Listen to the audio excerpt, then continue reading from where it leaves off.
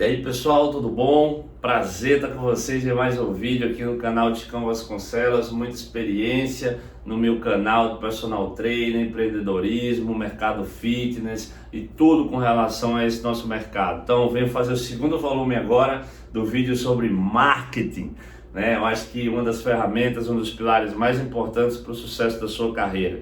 Então vamos lá, continuando de onde eu parei. Se você não viu o primeiro vídeo, puxa lá no canal. Outra coisa, não esquece, curte a página, se inscreve no canal para receber as notificações e mostra para os seus amigos, tanto para a galera da educação física, quanto para a galera que está entrando nesse segmento, lojista, dono de academia, até para a galera de outros segmentos, que tudo que eu falo aqui são experiências de uma carreira e podem ser adaptadas para outras profissões, porque todo mundo passa pelo que eu estou falando. E hoje eu estou falando de marketing, que é uma ferramenta indispensável. Hoje todo mundo estuda marketing, né? Hoje o profissional ele não pode se limitar a estudar só a base técnica do que você vai passar para os outros. Hoje você tem que estudar gestão de pessoas, hoje você tem que estudar marketing, hoje você tem que estudar a parte financeira, né? Então foi tudo isso que eu fiz na minha profissão para ter assim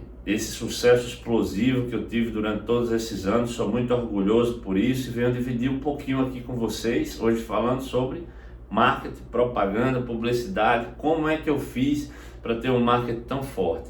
Lógico que depois de um tempo já estava ganhando uma grana e eu tinha sempre uma pessoa que era um grande amigo e que entendia muito, já trabalhava com publicidade e propaganda, já trabalhava com marketing, ele me assessorava, tirava todas as minhas dúvidas. Depois, quando eu abri minhas primeiras empresas, tanto a consultoria quanto loja de suplemento, ele foi um cara que tomou conta das minhas redes sociais. Eu continuava tirando dúvida com ele, que é Igor Santos, da Gentileza. Eu vou falar muito sobre ele aqui.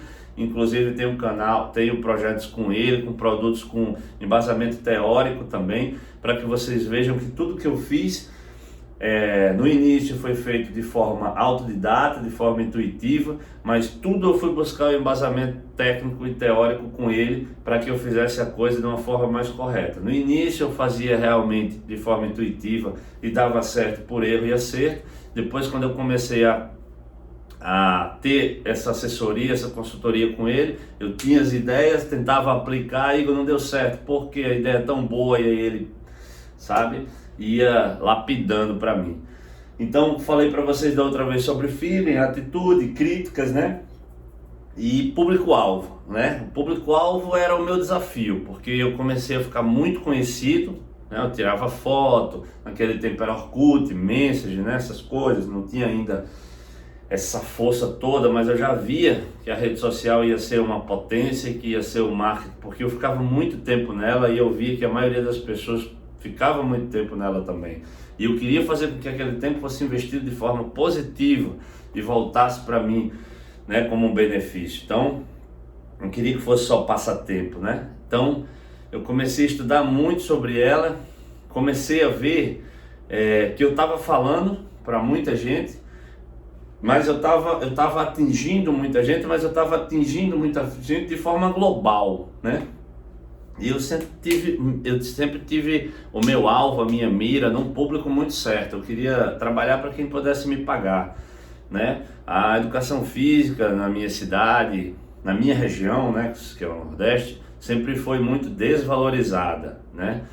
Então eu queria ser um dos porta-voz, eu queria ser um embaixador dessa alavancada, né, na valorização do meu mercado. Eu podia contribuir muito para isso se eu tivesse um trabalho de excelência que realmente tivesse valor para as pessoas que eu falava, né, para as pessoas, para o meu público-alvo, né? E sempre era aquele público a mais, então eu tinha que saber o que essa galera gosta, né? Como que essa galera se veste, onde é que eles frequentam, o que é que eles gostam de falar, o que é que eles gostam de ver. E eu comecei a desenvolver técnicas que chamassem a atenção deles, né? Eu tinha alguns alunos já desse público. Era muito difícil, um público muito fechado na cidade, uma cidade pequena e uma cidade que, quando treinava com um treinador, se você soubesse fazer o marketing, eram uma reação em cadeia. Todos os outros vinham atrás desse treinador. Só que tinham alguns nomezinhos na cidade que ainda dominavam essa galera. Só que, para ser bem sincero, eu via o meu potencial e eu dizia, nossa, né? Se eu tivesse a chance de entrar para esse público, eu sei que eu faria a diferença, porque eu me expresso melhor do que aquele cara. Aquele cara ali, ele não prega o que ele vende, eu prego totalmente o que eu vendo. O que eu vendo é a minha vida, uma filosofia de vida diferente, né? Então, enfim, eu via diferencial em todos que eu me comparava, que eu pudesse sair na frente. Eu não entendia por que eu não estava lá, e eu sabia que a comunicação era a forma que ia me levar até lá, né? Então eu comecei a viajar, escolhi Rio e São Paulo, né? Priorizando São Paulo, porque desde a primeira vez que eu fui no São Paulo eu me apaixonei, né, pelo business, pela cidade do business, assim, pela terra da oportunidade, as pessoas a 1000 por hora. A primeira vez que eu cheguei na Avenida Paulista, correu uma coisa diferente no meu sangue. Eu voltei para casa assim, a fim de conquistar o mundo, né?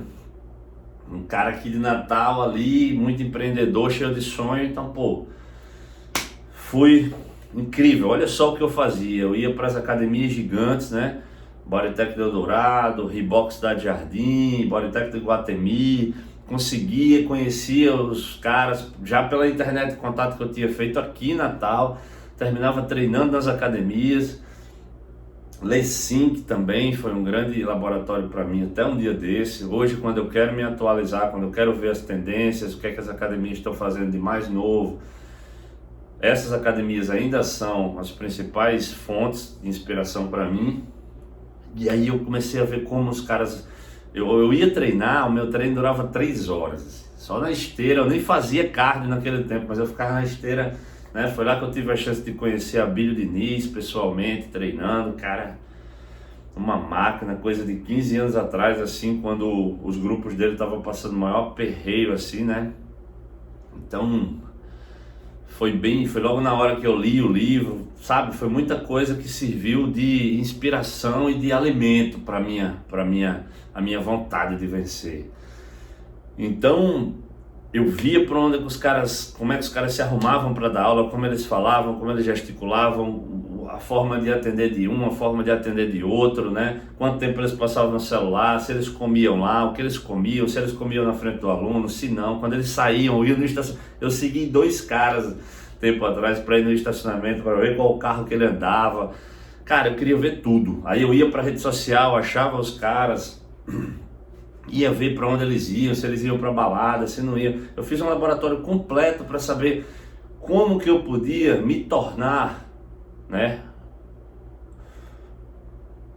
um melhor, o exemplo, o cara que fosse diferenciado aqui ou lá, né? Aí fui saber sobre precificação, para voltar para cá e saber quanto que eu poderia cobrar, mesmo sendo um preço mais elevado para minha cidade, e não ficar fora do mercado, ou não ser uma coisa estratosférica, né? Para eu ir galgando o meu lugar até onde eu queria chegar. Enfim, foi um laboratório incrível. Estou olhando aqui porque eu fiz alguns pontozinhos que eu não posso esquecer.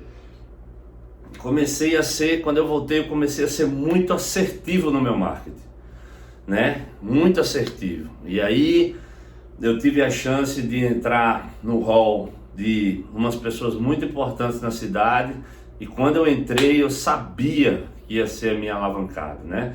Antes disso eu tive grandes decepções, né? São histórias de vida incríveis, graças a Deus a minha vida é repleta de aprendizado e de muito volta por cima, né? Volta por cima, porque eu era um cara muito de ação, então eu fazia as coisas, bora fazer, e nesse de bora fazer, hoje em dia eu sou uma pessoa bem mais, vamos pensar, vamos refletir, desenvolver, ver os pontos falhos, os pontos, né, mais fortes. Então eu fazia muito de repente as coisas e terminei me decepcionando muito, né? Fui um cara que sempre fui muito pé atrás com todo mundo, e na vida me ensinou a ser mais pé atrás e mais pé atrás, enfim.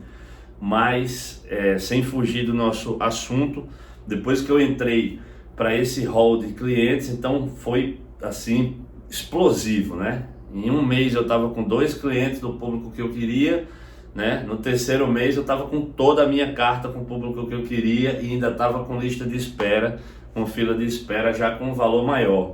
Depois eu vou falar sobre isso para vocês, como é que eu fazia para aumentar meu preço até chegar no preço que eu tenho hoje em dia, como que eu fui aumentando, como que eu fui precificando, né?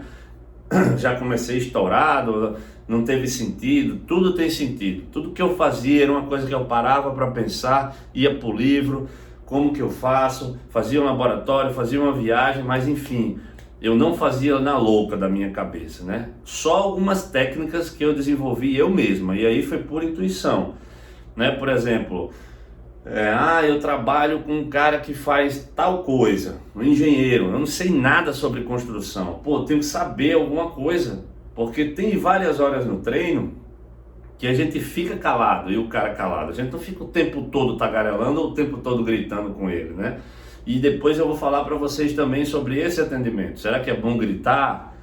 Será que é bom falar demais? Qual é a hora que eu devo puxar um assunto fora do treino? Vou falar tudo isso para vocês, que já foi fonte de muita pesquisa para mim. Eu acho que eu cheguei ali no encantamento perfeito, porque o treino realmente tem que ser um dos momentos mais agradáveis, mais bacanas do dia daquele ser humano, porque ele vai me pagar muito caro, provavelmente ele vai enfrentar um trânsito para chegar ali, provavelmente ele vai ser uma pessoa muito ocupada em que aquela hora, aquele 40 minutos, aquele 30 minutos que ele tiver para estar comigo valem ouro. Então tem que valer muito mais a pena ele estar comigo do que ele estar em qualquer outro lugar. Então eu tenho que fazer com que aquele treino seja agradável, né? Essa era